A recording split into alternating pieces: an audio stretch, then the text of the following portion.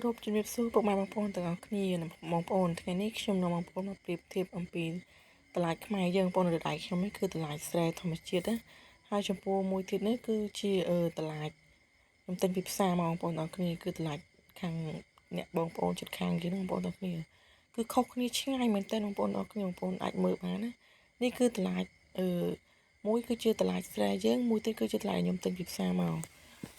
ពីខាងបងប្អូននាំចូលបងប្អូនទាំងគ្នានិយាយទៅគឺងាយស្រួលចំណាំបងប្អូនដល់គេ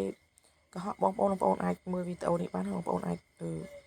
ថ្ងៃក្រោយបងប្អូនទៅទិញបងប្អូនគឺដឹងច្បាស់ហើយថាតម្លៃមួយណាតម្លៃស្រែតម្លៃមួយណាគឺតម្លៃនេះបងប្អូនតម្លៃស្រែយើង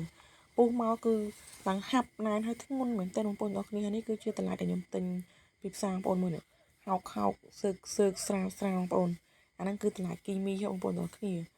ហើយបងប្អូនមើលនេះបងប្អូនអាចប្រៀបធៀបគ្នាបានណាគឺខុសគ្នាឆ្ងាយមែនតើហេតុមានពិបាកមើលបងប្អូនទាំងគ្នាបោះផ្លែឈើធម្មជាតិយើងគឺស្រួលចំណាំមែនតើបងប្អូនអរគុណច្រើន